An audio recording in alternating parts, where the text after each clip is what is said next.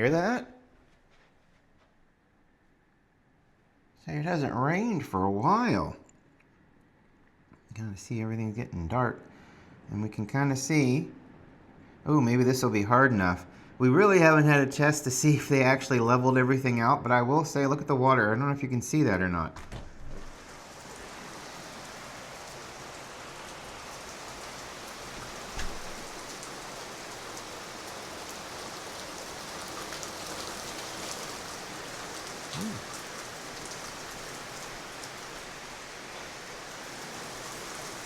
Boy, it smells wonderful.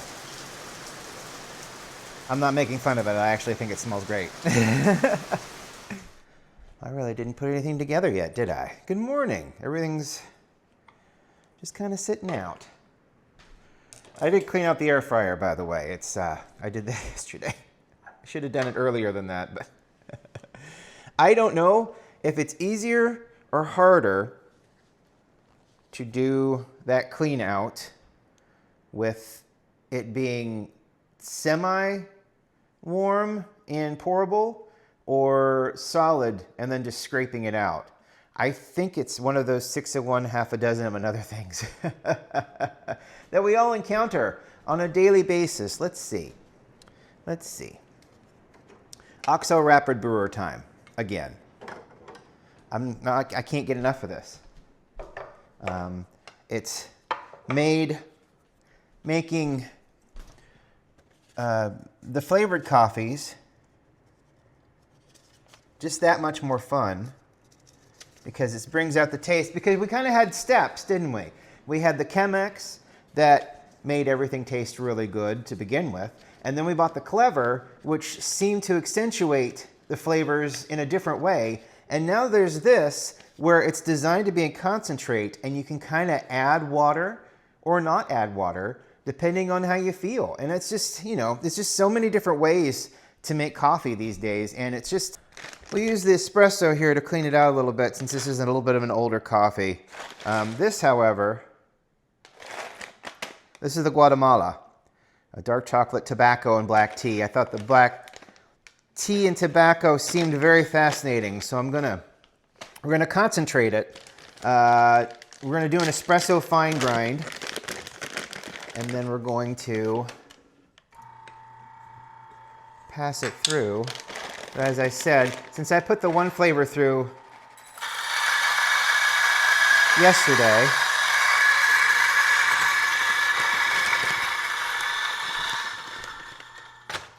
I'll use this older espresso. Get a little bit of a refresh. And then and as soon as the rain started, it stopped. I think it's going to do that all day. Oh, you know what? I didn't fill up the water. Oop. We sauteed broccoli last night, so I need to wash that. So last night I got a wild hair and decided to watch Star Trek Insurrection. Star Trek 9. Is that 9? Because it was 6 was Undiscovered Country, 7 was Generations, 8 was First Contact, 9 was Insurrection, and then 10 was Nemesis, I think. I know 10 was Nemesis. It was the last one. So I just kind of decided to go back and see if, because I don't remember it terribly, but I don't remember it fondly either. It's just one of those, yeah. And then you see Johnathan Frakes directed, and you're like, oh, you know what? This might not be nearly as bad as I thought it was on a revisit. And we don't want to go in the 30s for this. We want to stick in the 20s. We want about 20. We want to stick with 23. I don't want to go too hard. Ooh, 20. That's a nice round 20. Nice. Yeah, there we go. Take a couple out. So I just went back and rewatched it. And problems are there. There are a lot of problems. But it's not awful. It's not a terrible movie. I mean, it's not Into Darkness. You know what I mean? Into Darkness. And I can go on a rant about Into Darkness. Unfortunately, to do it authentically, I'd probably have to rewatch it, and I have no desire to rewatch Into Darkness. 5 used to be the one that I would pull out if I wanted, to hate on Star Trek or talk about something I didn't like with regards to Star Trek, because there isn't a lot.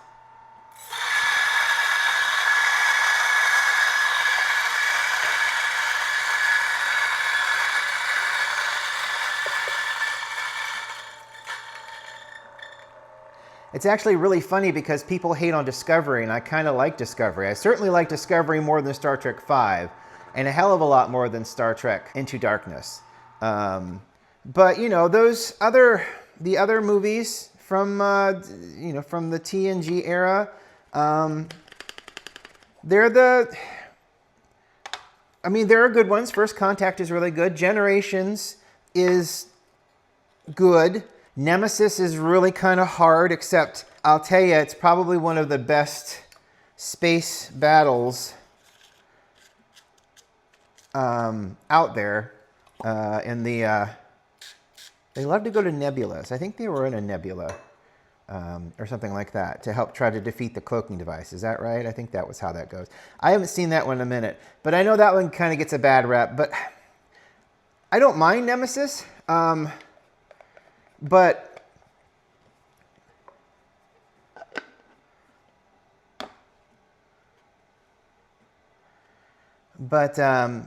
Insurrection, if they could have done tweaked a couple of things, I think it would have been a great, because it was right there during the Dominion War. That's basically when that little piece of Star Trek Enterprise history happened.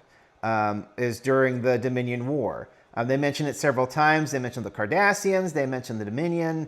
They mentioned the Romulans being kind of the linchpin in what they really needed in order to push the Dominion back. Because they had the Klingons, and the Klingons are great, but at the same time, they just needed the help of someone additional, and the Romulans were it. And if you've seen DS9 and that wonderful story arc of the Dominion War, you kind of know how that comes about, and and I'm okay with that. I was just decided last night, I'll just sit down and I'll watch it. I've got them on the Apple TV. We've got every version of Star Trek II: The Wrath of Khan, I think, that exists, VHS. I want to try to find a beta. I'll try to find a beta tape of it if it exists. I think I have a laser disc of it. I might. If I don't, I probably should have a laser disc of it, to be honest with you. Like I said, it's my favorite movie. Not just Star Trek movie, but favorite movie to watch ever. But Insurrection. It could have been a wonderful... The Federation is on the verge of losing the Dominion War. We're trying our damnedest to do everything, including potentially exterminating 600 people on a planet because we want the technology. We want to bring, what was it? It was the Baku and the Sona?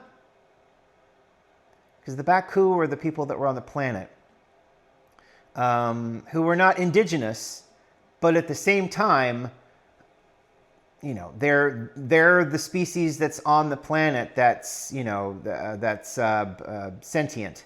There are creatures and critters and stuff all over the planet, but they were the sentient beings who moved in, and when they moved in, basically said, we're not going to destroy this land, we're going to cultivate it, which if you could argue is destruction of the land, but they had their little place.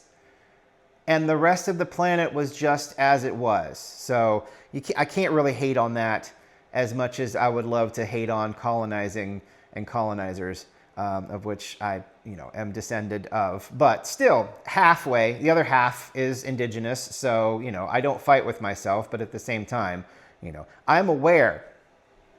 So, so it's just, it's a weird one because I like the overtones of saying without saying, the Trail of Tears and, the Manifest Destiny and all of that kind of stuff that uprooted civilizations from their ancestral lands and moved them to small little plots in order to destroy the land, kill all of the animals, get all the resources humanly possible and decimate an area, that kind of thing.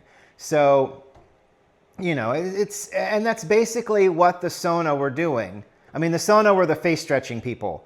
They, instead of using the rings of the planet to keep themselves young, they used genetic manipulation to an extreme degree in order to preserve their existence. Because they were basically the same age as the Baku, I think, to a point. Well, maybe not. Maybe they were younger, because some of the older folks were like 300 years old. And then they said that they were children and youth when they left the planet. So there's a lot of overarching themes of like wanting to get back at our elders for, putting us in this situation that we didn't want to be in and all that stuff. Almost forgot that was not a part of it. So 200-degree water. It's funny how cool that is to the touch still. I mean, you put that in anything else. This must be a double-walled thing, because it should have just heated it up, and it's just nice. It's nice that it won't hurt me. What a pleasant surprise. It won't hurt me. So, but yeah, it's just watching it, and there are so many weird things that I feel like today's Johnathan Frakes as a director would have put the brakes on. There's an entire sequence, well, because everybody's getting younger. Geordi gets his eyesight back. Oh no, Geordi gets his eyesight. He'd been blind from birth and had to use these incredibly painful, first it was the visor that directly linked into his brain, and then it was these contact lenses, because you know what? It's more future than it was in the future before, so we should probably give him an upgrade of some sort so he's not wearing the visor. And so, he had these blue contact lenses that enhanced, CSI'd all over the place. So he got his eyesight. Worf was going through Klingon puberty, which was hilarious, I guess.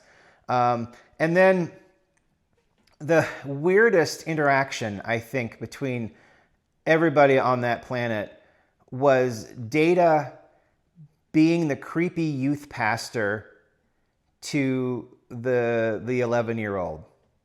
Now, if you look at it through a Star Trek lens and you understand the character of Data, you can look at that relationship and say, "Aw, look at him. He scared the child in the beginning. He wants to make amends. He's just trying in his android way to make amends and be friends with this kid."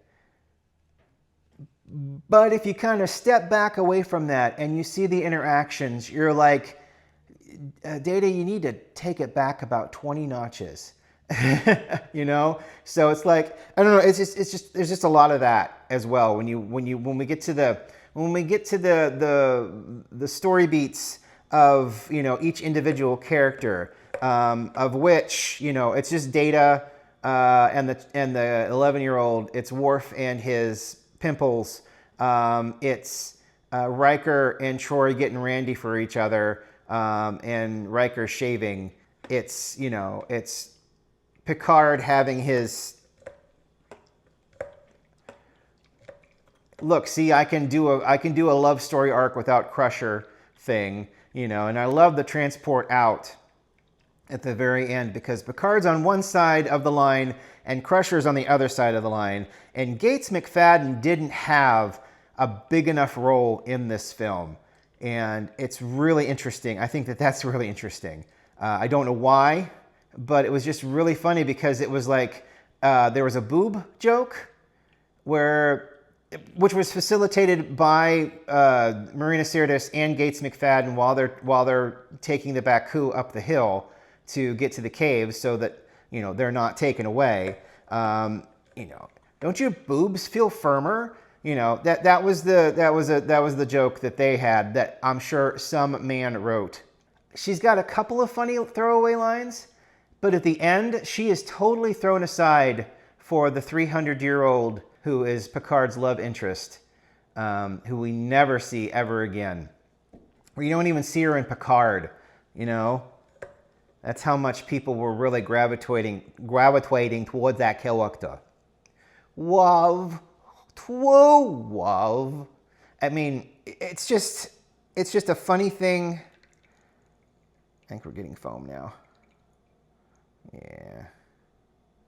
Okay. Now, did I do that the way I wanted it to?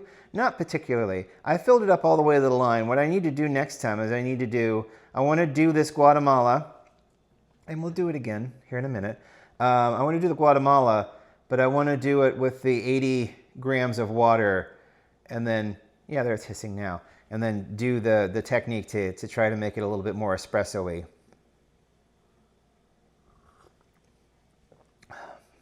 As it is, it's a very strong coffee. So it was just a nice, weird kind of trip to go back and rewatch that and be like, how weird. Yeah, see, I got about 20, well, probably about 135 back after I took my sip. Okay. All right, let's add some water.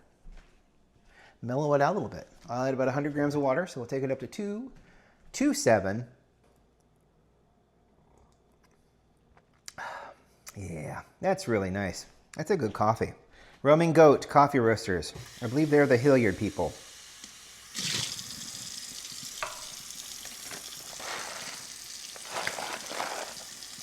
Hilliard, Ohio.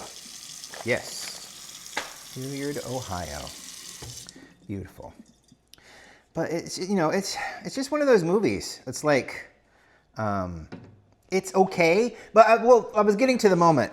So there is a moment, it happens twice, where it's like find your perfect moment. And it's just really weird because now suddenly they have the ability to slow time down. So there's like a part, the first time, where they're having a very romantic moment. And it is. And he's like, how are you doing this? And she's like, shut up and let it happen. And it's like, this is how we have sex on this planet. Not really. But it was just one of those weird, we're aliens. See, even though we look human, we're aliens moment. That they needed to have because the aliens were definitely indistinguishable from the humans in that one, except for the Sona, but that was due to genetic manipulation. So yeah, so they have that one moment where time just slows to like a crawl, and they're just living in the moment, which is kind of the theme of the movie, is like living in the moment. We should live in the moment as people, which, is lovely, and we should. There are times when we really should live in the moment. But then it comes back, and it's after a cave-in. And this is kind of what makes me think everybody thought it was a wonderful idea, but at the same time, if you step back and look at it, it doesn't make any sense. They do it again. So she's on the ground. She's badly wounded. Picard, I'm losing her.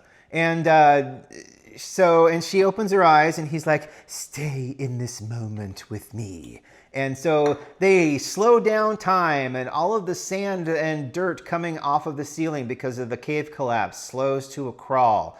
And they try to save her, or they do save her actually, but they use this moment in time.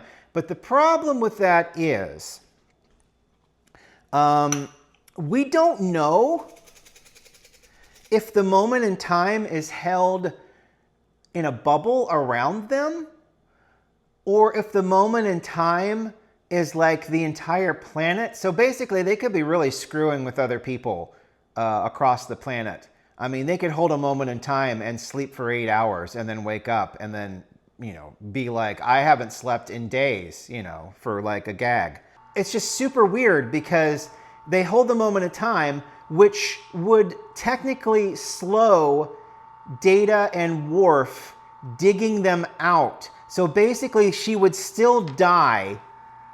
It would just be a lot slower, and everybody else would be slowed down getting to them. It's just a weird thing that just kind of came up in my head.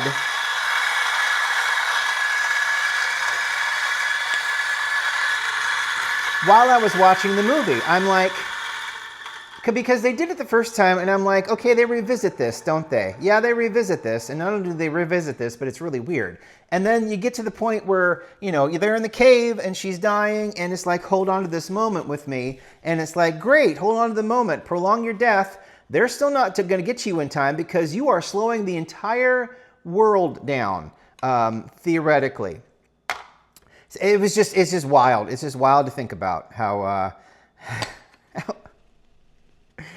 stuff like that, you know, kind of permeates a lot of sci-fi. I mean, with all of the technobabble, that Insurrection is so, I think it's the most technobabble dense movie I think the TNG cast ever really had, as far as I'm aware. There's so much technobabble in it. They even do a song from, I don't know, they licensed a song from some play, because you hear John Rhys Davis sing it in Indiana Jones, Raiders of the Lost Ark. It's that, a British star is a soaring soul, as free as a mountain bird. You know that one? That one, you can hear Sully say it in your head now, can't you? You can hear Sully say it, and it's really kind of funny. All right, so what I was going to do, I was just going to do 80 this time. We have cooled off a little bit because I've been waffling, so we'll just, there we go. We'll heat that up just a little bit. But yeah, and that happens, and it's just weird. I like parts of it, but there are parts that I don't get. It's like, we can eject the warp core. And I'm like, okay, is someone meeting you? Because I think that even Voyager had 2 warp cores. One main one and one that could be installed should something happen to the other one, because it's a deep space exploration vessel. Now the Sovereign class is more of an assault kind of ship with, you know, with enough science on it to where you can be like, it's also a science vessel, you know, to get out of any kind of, I mean, you have a lot of phasers and torpedoes and quantum torpedoes on your ship. Is it for science? Well, yes, look, we have a deflector dish. So it's, you know, it's just one of those things. And it's like, if they would have written in, it had a second warp core that could be installed, I probably would have been more like, okay, that makes sense. We're going to do 80. We're going to do 80 because we want to get 60 out of it. So I'm just going to go slow and gently here. So it's just weird when you sit back and look at this kind of stuff through a little bit more critical lens than maybe you did when you watched it the first time. But at the same time, it's just like, oh God, that whole hold a moment thing. It was great when it was kind of passionate, but in a rescue mission, it really would hold everybody back. And then the warp core thing really kind of blew my mind, because it's like, okay, you're in this briar patch, you've rejected the warp core. How far do you got to go back to get to get to Federation space or a star base. I guess there's probably like a cargo ship with warp 7 capability that's just floating around in space with extra warp cores in storage that can just go to a ship, because it seems like every other day they're ejecting warp cores for one reason or another. This one was for a subspace tear because subspace weapons can cause subspace tears.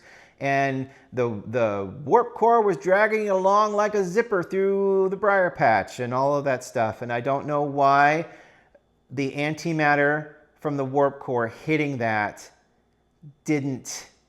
I mean, it was really close to it was really close to the Enterprise, to be honest with you. And I know that those Sona ships were like at the edge of that little briar patch right there. So I don't know how they were not obliterated when the matter and antimatter, did their thing, because that's what matter and antimatter do. I've seen some ships explode, and I'll tell you what, depending on what they need, it is a MacGuffin. It is an absolute MacGuffin. So we're gonna. Now this, with this lower amount of water, he says just press really fast, because we do want to make a little bit of pressure.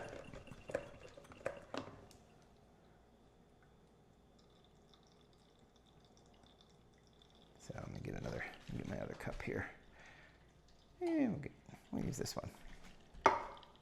So yeah, so my review of Star Trek Insurrection, fine, with some caveats as described, I like that Geordi got his sight back. I love that seemed like a big part of the movie, even though it was for a very, very short period of time. I liked how he was fumbling with his eyes, pretending to say that they are hurting him or they're starting to irritate him, but it was actually his eyes regenerating, which makes me wonder, how many bones have been broken, how many necks have been snapped, but they've come back miraculously down on that planet. See, you do get a little crema here that kind of sits and floats. So, I mean, that's very concentrated. And to be honest with you, it is very espresso-like.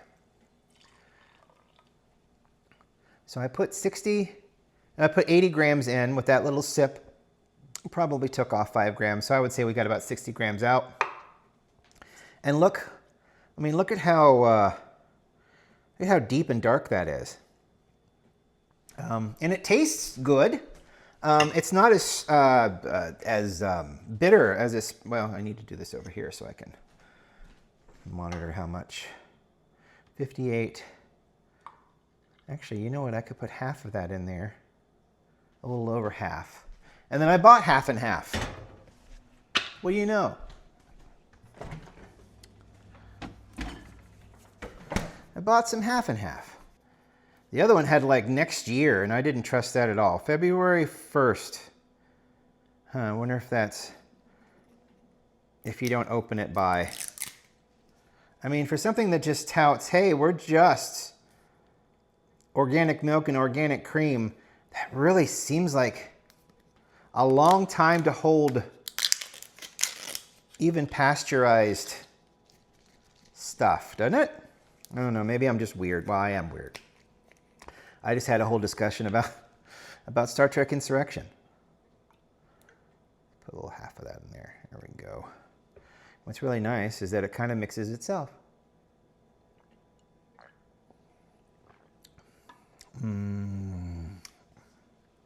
Oh, that's delightful. This is, I think I got this at Kroger. Did I get this at Kroger? Yeah, I think I got this at Kroger. That makes sense. It's either Kroger or Costco these days, anyway. So, yeah. Oh, that's very nice. Oh, delightful. And then this. This is also really good. Definitely more coffee-y. And then this was definitely more espresso-like. espresso adjacent because of the strength of the flavor, the darkness of the color. You don't get, I didn't know PSI in bars. I kind of looked it up yesterday because like 5, 6, 7 bars of pressure is good. Basic is good, bunny quotes, for making espresso. That's kind of the pressures you want to reach in order to make good espresso with good crema on it. 2 bars of pressure is the same amount of pressure that's in your tires right now. If you have 36 PSI in your tires, that is 2 bars. So you're trying to reach 5 bars, between 5 and 7 bars, depending on how much you want, or 9 bars even, between 5 and 9, something like that. I think 7's a sweet spot. But you know, you're reaching 7 bars in the machine. I have brought this rock,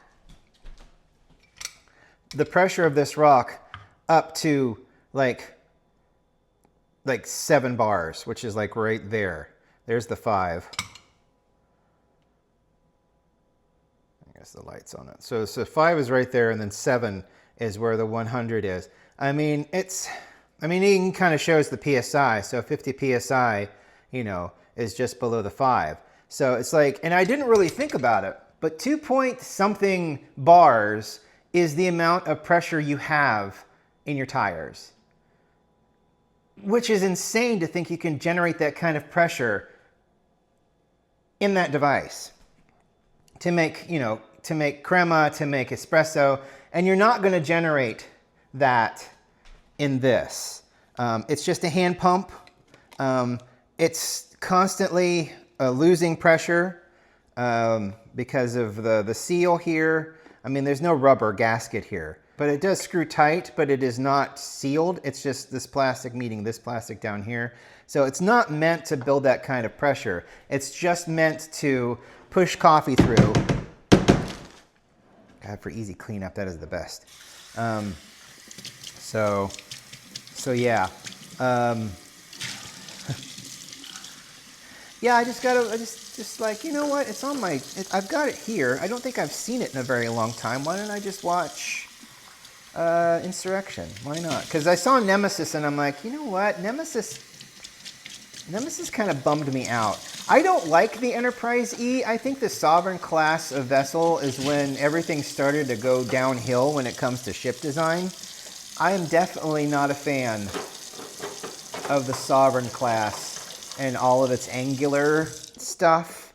I just feel like that kind of went away from what made Star Trek ships aesthetically pleasing. Like, you know, there's a couple of angles on the refit Enterprise from the motion picture, but I mean, it's a beautiful round saucer. There are a lot of like semicircles in the nacelles. The secondary hull is round. The deflector dish is round. You know, it just seems more pleasing. That's from the era that I really enjoyed Star Trek. So, you know, I'm going to be drawn to that. But at the same time, the Sovereign, pointy, angular, you know, it didn't rub me the right way. And whenever somebody shot a photon torpedo, and then they reacted to the photon torpedo, but they didn't show the photon torpedo coming out of the ship, it bummed me out. Oh my God. And then the elephant in the room. Riker switching to manual mode. Computer, access manual steering column. Transfer helm controls to manual. I had put it out of my mind so much. Him going to manual mode, standing in the middle of the bridge with a sub-thrust master control stick coming out of the middle of the bridge floor. How did they not laugh for hours when that was produced and put out there? How there must have been a meeting. Now, Johnathan wants to do this. Don't laugh. You'll hurt his feelings. That must have been the conversation, you know? It's just, it comes out and then he's like, oh, and then he grabs the trigger and I don't know what the trigger does. Maybe it helps control yaw and pitch and whatnot. And then he can turn left without holding the trigger. I don't know. The logistics were weird. I'm just glad that when he went in a direction, everybody leaned in that direction because they knew that they had to lean in that direction. I don't even know why they had, that seems ridiculous. Why do they even have a manual? Is it not manual to be on the navigation position? Is that not manual enough? We have to go to extra manual where I pull out a Thrustmaster joystick and plug it in to my serial port in order to facilitate better control. Why didn't he just have one of those trackball mice? You know, that would have been a lot cooler. Oh my God, that was ridiculous. And it's like, I can see why people don't look favorably upon that movie, but I can also see the coolness of it, because there again, you've got a moral thing that Starfleet is trying to skirt around by relocating a people, and their justification is that they, even though they've been there for 300 plus years, they're not indigenous, so we have every reason to just beam them out, put them on a ship without them knowing, and then relocate them somewhere else. And then suddenly they start growing old and they're like, oh my God, you know, what happened? Maybe they're radiated enough that that could take another 100 years. But at the same time, the fact that they are technologically advanced and they know about warp and they know about different things, you know, they're not Hicks, you know, so they would have figured it out. Probably because there's a glow in the night sky. Oh my God, and that was another weird thing that bothered me just a little bit. Where was the sun? Because when Geordi got his eyesight, he said, I wanted to look at a sunrise in case this goes away. Where was the sun in the briar patch? Pause for dramatic effect. Where was the sun? This could go, I could probably take my coffee outside and do an entire rant, and then somebody will, that I didn't take this into account, or I didn't take that into account, or obviously it's this way. I'm like, it's not obvious. I'm a Star Trek fan. I love this stuff. I'm watching this as a fan and I'm like, what the hell is going on? How is Geordi seeing a sunrise when there is no visible sun in that briar patch? It is a planet surrounded by gases that are volatile. You have to go outside of that patch, or at least close to the outer rim of it, to get signal out. How? How is there a sunrise? Where's the sun? Not once did I see a sun in any of the planetary wide shots or any of the shots coming from ships looking out into space. Not once did I see a sun. So I wanted to see a sunrise. There's just so many little things that I think today's Johnathan Frakes would be like, how is Geordi seeing a sun? When they're slowing down time, does that slow down the people trying to get to them? If they eject a warp core, how are they going to get another warp core? I mean, that would have been an easy fix, because I think it was already established that Voyager, the Intrepid class ship, had a secondary warp core that could be installed. So, I mean, it could have been an easy fix. We have a second warp core. We're going to eject this one. We'll install the other one when we're in a safe space to do that. You know, I mean, that could have been like written away. And I don't remember. They're in the middle of the Dominion War. I mean, they were already probably writing for Voyager if they hadn't already started Voyager, because I know Voyager started when DS9 was still going. So, you know, I mean, all of that stuff was in the pipeline. Ideas were being floated around. So I don't know. I don't know if I'd have the wherewithal to sit down with Johnathan Frakes and try to figure that out. If anybody knows him, hit me up. We can do a 30-minute what the hell session. So that would be really fun. I would love that. I'd do a 30-minute what the hell session with him on that Star Trek. Insurrection. What the hell? You know? I don't believe in the odd number curse, because I liked the first Star Trek movie. I liked Star Trek 3. You Star Trek, 6 is good. That's not an odd number, but at the same time, it skips 5. Generations was not a bad movie. Insurrection was serviceable with caveats. Nemesis was worse than Insurrection, in my opinion. They wanted to do action-y stuff. And I just think the movies are just made for action-y stuff, and you just can't do that as much when you have an entire crew and cast that have been a large part of exploration and Strange New Worlds, and that's a different show. Seeking New Life and New Civilizations, that was kind of the antithesis of TNG, exploration, and then you thrust them into this warship and then send them on their way, and they put them on all the situations they get into for the movies are battle-based situations, and it's like, Now nobody wants to watch them in a movie theater chart a nebula, but at the same time, that